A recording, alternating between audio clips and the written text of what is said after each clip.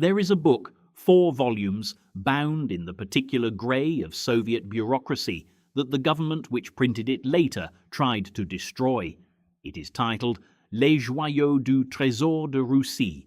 It was published between 1924 and 1926 by the same state that had 6 years earlier shot the family whose possessions it was cataloguing. The volumes contain photographs, precise measurements, weight notations in carats. The book was designed to look like scholarship. Copies were distributed to institutions across Europe. Then, quietly, without announcement, the Soviet government began recalling them. Many were destroyed. The ones that survived did so by accident, buried in library stacks, misfiled, forgotten. If you find one today, it will cost you more than most people earn in a year. A government that wanted a record to survive does not recall it. I found this because I was looking for something else entirely. I was tracing the movement of cultural assets out of Russia during the 1920s, trying to understand how the Soviet state funded its early industrial programs. The further I went into those export records and valuation documents, the more I realized the real story wasn't about funding at all. It was about what disappeared before anyone had counted it, and how a catalogue published to prove accountability became, on close reading, a document of something else entirely. But before I show you what the numbers actually say, I need to tell you about one man, a scientist, not a politician, not a general, a mineralogist who was put in a frozen room with sealed chests and no prior inventory, and told to write down what he found. What he wrote has been in the public record for a century. Almost no one has read it next to the sales records. The first thing you need to understand is what existed before the accounting began. When the Bolsheviks came to power in 1917, the Romanov family had been accumulating jewels for 3 centuries, not decoratively, systematically. The imperial collection included crown regalia, personal gifts between monarchs, diplomatic presentations, religious objects set with precious stones, and the private jewelry of the Tsarina herself. Pieces she had worn, pieces given to her by her mother, pieces she had purchased in Paris and London and carried into exile. There was no single master inventory. The collection had grown across too many reigns, through too many hands, across too many palaces, to be reduced to one ledger. That absence of a central inventory is not incidental to this story. It is the story. On the 8th of March, 1922, a Tuesday, workers at the Kremlin Armory opened a series of boxes labeled, in the handwriting of a previous administration, property of the former Tsarina. Inside the boxes, the jewels were wrapped in tissue paper, not in catalogued trays, not in labelled cases with corresponding documentation, in tissue paper, loose, unsorted, as if someone had packed them in a hurry, which, given the circumstances of the Romanov family's final 2 years, is precisely what had happened. There was no inventory attached to the boxes. There was no list of contents. There was no record of what had been in those rooms before the revolution and what had been removed, sold, gifted, or taken during the intervening 5 years. The commission that opened those boxes was starting from zero, and here is what that means. Because the Soviet government never said it plainly, every claim that the jewels were secured and accounted for rests entirely on what was found in those boxes on that Tuesday morning, not on what had been there before, not on a comparison against a prior record, on what was visible in tissue paper when the lid came off. Whatever was removed between 1917 and March 8, 1922 is permanently beyond accounting. Alexander Fersman was not a politician. He was a mineralogist, a scientist who had spent his career studying crystals, gemstones, and the geochemical structure of the Earth. Between 1922 and 1926, he served on the Soviet Inventory Commission tasked with cataloguing what remained of the imperial jewel collection. He later became the primary author of the official catalogue, Les Joyaux du Trésor de Russie itself. Fersman described what those rooms looked like when the commission entered them.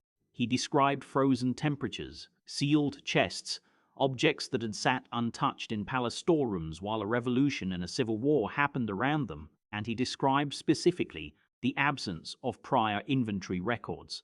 The Commission was not cross-referencing against an existing list. They were creating the first list. Whatever had been there before and whatever was no longer there could not be determined, because there was nothing to compare against. Fersman's accounts have been in the scientific and historical record since the 1920s. They have never been formally reconciled with the Soviet government's claim that the jewels were secured and preserved intact. Now, keep Fersman's name in mind, because it appears again. In the same years he was cataloguing what remained, something else was happening with what he hadn't catalogued yet. And the timing of that overlap is where this story becomes difficult to explain away. The Soviet government's position was consistent. The jewels had been nationalized as state assets, catalogued for preservation, and any subsequent sales had been conducted to support the Soviet economy and fund famine relief programs. The framing was administrative. The jewels were state property. The state disposed of them as it saw fit. This is a coherent position. It is also on the numbers, incomplete in ways that have never been explained. The 1926 tender sale conducted through European agents included 121 lots, 30,000 carats of diamonds. The buyers were private collectors, European dealers, and institutional purchasers. The documentation exists. The lots are recorded in Christie's archives. Here is the pivot. The Soviet government claimed the jewels were catalogued for state preservation. The catalogue was published in 1924 through 1926. The 1926 tender sale, 120 lots, 30,000 carats, was conducted in the same year the final catalogue volume appeared. The documentation of preservation and the execution of dispersal were happening simultaneously. The catalogue said, "Here is what we have kept." The sales ledger said, "Here is what we are selling." The Soviet government never produced a single document that explained the relationship between those two statements. Approximately 70% of the original Romanov jewel collection left Russia and entered private hands in the decade following the revolution. 70%. 124 lots, 30,000 carats. These numbers are in the public record. What is not in the public record is a complete accounting of where each of those items originated, and what, if anything, had been removed before Fersman's commission ever opened the first box. Now consider what else was happening in that same window of time, because this is the detail the official record has never satisfactorily addressed. The catalogue was published between 1924 and 1926. These same years saw the formal operational establishment of Gokran, the state precious metals and gems repository, as the body responsible for managing, valuing, and authorizing the disposal of confiscated assets. Gokran's own internal records, sorting documents, valuation sheets, transfer authorizations remain to this day incomplete or inaccessible in Russian state archives. The institution created to manage the collection and the publication created to document the collection were operating in the same years under the same government with overlapping personnel. One document said, "Here is what we have preserved." The other said, "Here is what we are selling." The Soviet government never produced the third document, the one that would have shown which items moved from the first category into the second, and when, and on whose authorization. That third document is what Gokran was supposed to create. It does not appear to exist in the accessible record. This brings us back to the book itself, and the question I could not answer when I first found it. Why recall it? The Soviet government printed Les Joyaux du Trésor des Russes and distributed copies to European libraries and institutions. Then it recalled them. No official explanation for the recall has been located in the accessible historical record. No corrected edition was issued. The recall happened. The explanation did not. A government recalls a document for one of a small number of reasons. The document contains an error the government wishes to correct, but no corrected edition appeared. The document was intended for a limited audience, but it had already been distributed internationally. The document contains information the government wishes to suppress, and in this case, that is the only explanation that fits the timeline. What a careful reader of the surviving copies finds, cross-referenced against the 1926 tender records and the historical assessment of collection dispersal, is a catalogue that documents a portion of the collection. The catalogue is presented as comprehensive. The sales records suggest it was not. Here is the question that the recall raises, and that the surviving copies cannot answer. What was in the full collection that did not make it into the catalogue? And who made that decision? That question does not have a documented answer. What it has is a paper trail that stops precisely at the point where the answer would have to appear. The Soviet valuation and sorting records held in RGASPI and in the Gokran archive are not fully accessible to researchers. What has been examined describes the process characterized in one archival assessment as operating with practically no control over items moving through the export pipeline. That phrase is not the language of accusation. It is the language of bureaucratic failure under pressure. Revolutionary governments operating during civil conflict do not maintain perfect administrative records. That is a historical reality. The consequence of that reality is specific. Items move through the export pipeline without complete documentation. Pieces that left Russia in the 1920s arrived in European and American collections without full provenance records.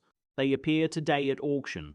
Romanov-associated jewelry at Sotheby's, documented pieces at Christie's, carrying provenance that begins, in many cases, somewhere in Western Europe in the 1920s, with the pre-revolutionary Russian history listed as approximate or unverifiable. The trail does not begin at a palace. The trail begins at a dealer. What happened between the palace and the dealer is precisely what Gokran's incomplete records were supposed to document, and the Gokran records remain incomplete. The Romanov family was executed on the night of July 16 to 17, 1918, in a basement in Yekaterinburg. The Tsarina Alexandra had sewn jewels into the lining of the family's clothing, a detail recovered through forensic examination of remains found decades later. The jewels sewn into the clothing were not found intact at the site. The descendants of the Romanov family, those who survived because they were outside Russia when the revolution occurred, have over the subsequent century attempted to trace specific pieces. The imperial family had personal jewelry distinct from the state regalia, documented in private correspondence, in photographs, in the accounts of ladies-in-waiting who survived. Some of those pieces have been identified at auction. Others have not been found. Others cannot be identified because the documentation that would allow identification was never created. The fragmentation is not theoretical. It is ongoing. It appears in auction catalogues. It surfaces in estate sales. Each appearance raises the same question, the same one Fersman's commission could not answer in 1922, and that the Gokran records do not close. Where did it come from, exactly? And what was there before? The Kremlin armory in Moscow holds what the Soviet state retained. The crown jewels of the Russian Empire, the great imperial crown, the orb, the scepter are there, publicly accessible, displayed in one of the most visited museum collections in the world. Fersman's catalogue, in its surviving copies, is held in a small number of institutional libraries. Individual Romanov pieces continue to appear at international auction houses, each sale accompanied by the notation that full provenance cannot be established prior to the 1920s. The Gokran distribution records, the documents that would, if complete, show exactly what moved from the palace storerooms through the Soviet valuation system and out through the European sales agents, remain incomplete. The portion of those records that is accessible does not constitute a full accounting. The portion that is not accessible carries no published release timeline. The catalogue that was printed to prove everything was documented was recalled by the government that printed it. The copies that survived were kept by institutions that did not return them. The surviving copies document a portion of a collection. The full collection has never been formally accounted for in a single reconciled document. Somewhere in a private collection in Europe or America, there is almost certainly a piece of jewelry that was worn by Alexandra Fyodorovna. It arrived without a complete chain of documentation. The record of how it left Russia is in an archive that researchers describe as incomplete. The record of what was in those tissue paper-wrapped boxes before March 8, 1922, does not exist. The archive is open. The catalogue is readable. The crown jewels are on display. And the inventory that would close the gap between what was there and what was found has never been written. because on the morning they opened the boxes there was nothing to write it against.